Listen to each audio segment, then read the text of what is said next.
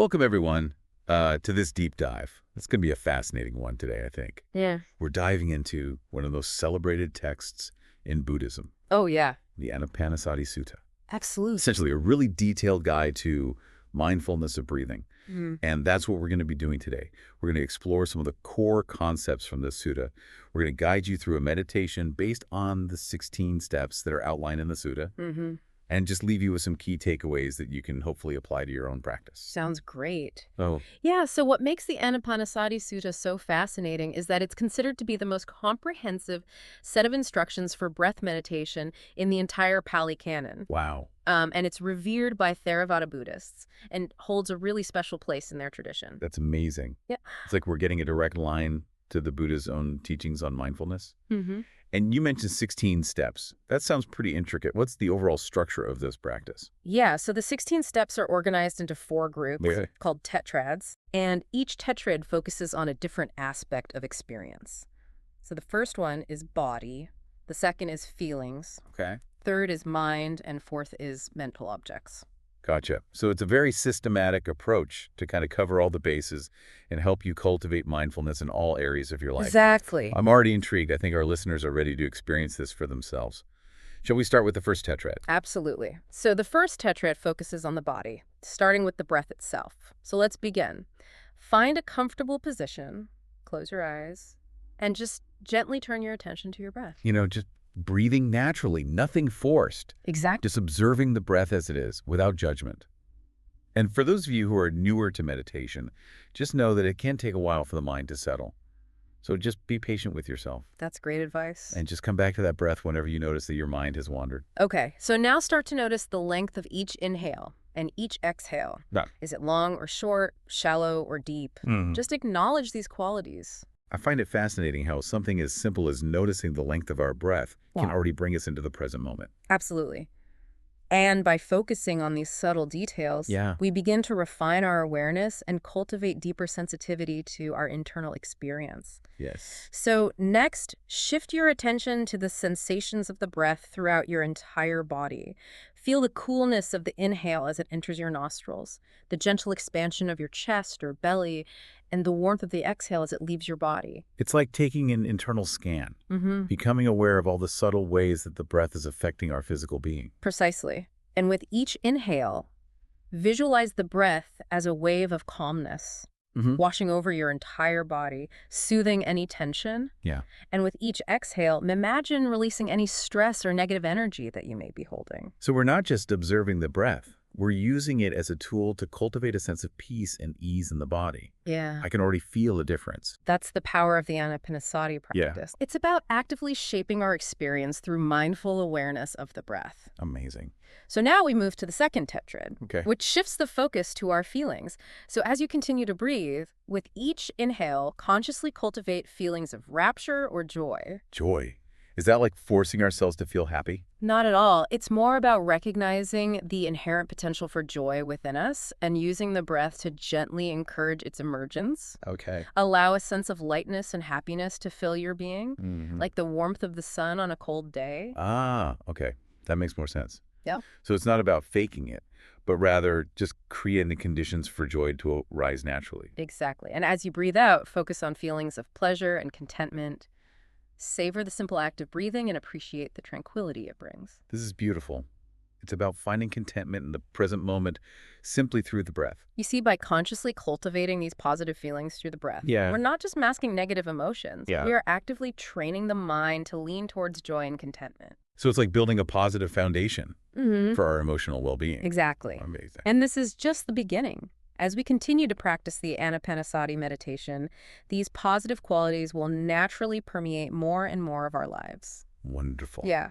We'll be right back after a short break. Okay, so now let's move into the third tetrad, Okay. where we shift our focus to the mind itself. Okay. So as you breathe in, simply become aware of the mind, observing its thoughts, sensations, and emotions. Sounds challenging. It's like trying to catch a cloud. Thoughts seem so fleeting and elusive. That's a great analogy. And you're right, the mind is constantly in motion. Yeah. But the goal here isn't to grab hold of thoughts or to control them. It's simply to acknowledge their presence. So it's more about observing the traffic of thoughts Exactly. without getting caught up in it. Yeah, just noticing them arising and passing away. Okay. So as you breathe out, focus on pleasing or satisfying the mind. Release any grasping or aversion, allowing the mind to settle into a state of peace and tranquility. Is this where we start to tame the monkey mind, as they say in Buddhism? Precisely. By repeatedly bringing our attention back to the breath and releasing clinging to thoughts, we gradually train the mind to become more calm and focused. Gotcha. So now, as you continue to breathe in, concentrate the mind, allowing your attention to settle fully on the breath. Okay, this makes me think of the 7 factors of enlightenment. Yeah. Isn't concentration one of them? Yes, it is. And this constant awareness of the breath, this mindfulness naturally strengthens our concentration. Oh, wow. So we start to see how easily the mind gets distracted. Yeah. And we gently guide it back, building our capacity for sustained focus. That's so insightful. I never realized how mindfulness of breathing directly supports the development of concentration. It's a beautiful synergy. Yeah. And finally, as you breathe out, practice releasing the mind. Let go of any tension, worry, or attachment, allowing the mind to rest in a state of spacious awareness. It's like creating a mental sanctuary where we can find refuge from the busyness of life. Yes, a space of stillness and clarity that we can access at any time through the breath. Amazing. So now for the final stage of this meditation, we enter the 4th tetrad, Okay. which focuses on mental objects. So as you breathe in, contemplate the impermanent nature of each breath. Just as each inhale is followed by an exhale, all things in life are in constant flux and transition. This tetrad seems to go beyond the breath itself and connect to a bigger picture. Exactly. It's about seeing the truth of impermanence reflected in every breath. And with each exhale, cultivate a sense of dispassion, Okay. a letting go of attachment to the fleeting experiences of life. But doesn't dispassion sound a bit cold and detached? Mm-hmm. Like we're not supposed to care about anything? Not at all. It's not about becoming emotionless, but rather developing a sense of equanimity, Okay. a balanced perspective. Hmm. We can still engage with life fully, but with less clinging and grasping, which leads to greater peace. So it's more about freeing ourselves from the suffering that comes with clinging to things that are constantly changing. You've got it. Okay. Now, as you continue to breathe in, contemplate cessation, recognize that with each exhale, there's a moment of stillness, a gap between breaths where all mental activity ceases. It's like a tiny glimpse of the peace that's possible when the mind is completely at rest. Yes, a subtle taste of true liberation. Wow. And finally, as you breathe out, practice relinquishment. Let go of any remaining attachment to the breath, to the meditation, and to all things. Surrender to the present moment, allowing yourself to simply be. This feels like the culmination of the entire practice, a complete letting go. It is. And while complete relinquishment might seem like a distant goal, each time we practice the Anapanasati meditation, we move a little closer to that state of freedom. Powerful. So now, whenever you're ready, gently open your eyes, bringing your attention back to the room around you. Wow, what a profound journey through the 16 stages of the Anapanasati meditation. Mm-hmm. It's amazing how such a simple practice can be so rich and transformative. And it's not just about sitting on a cushion and meditating. Right. We can bring this awareness of the breath into every moment of our lives. Exactly. Whether we're walking, working, or simply interacting with others, the breath is always there, a constant anchor to bring us back to the present moment. Yeah, it's like having this incredible tool for well-being that's available to us at all times. Exactly. And it's not just about feeling calm, right? The Anapanasati Sutta talks about some pretty profound benefits that come from this practice. Absolutely. Yeah. The Buddha himself Yeah. highlighted these benefits. For one, the Anapanasati Sutta lays out a path to developing the 7 factors of enlightenment. The 7 factors, refresh my memory. What are those again? Oh, sure. So the 7 factors of enlightenment are mindfulness, investigation, energy, joy, or rapture, tranquility, concentration, and equanimity. Right. And it's quite remarkable that we've touched on all of these throughout this very meditation. Yeah, you're right. By practicing mindfulness of breathing, we're naturally cultivating all of these qualities. It's like they're woven into the very fabric of the practice. Precisely. And ultimately, cultivating these 7 factors leads to what's called clear knowing and release, Okay. which is the realization of nibbana, the cessation of suffering. That's powerful. Right. So the Anapanasati Sutta is not just about stress reduction. Right. It's pointing us towards a path of profound awakening. Exactly.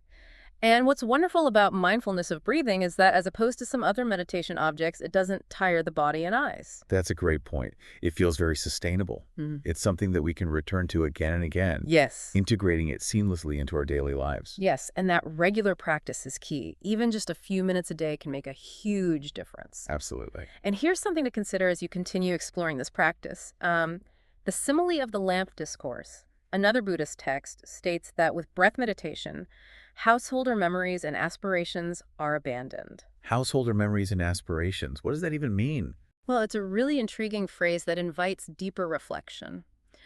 What are those memories and aspirations that might be holding you back from experiencing true freedom?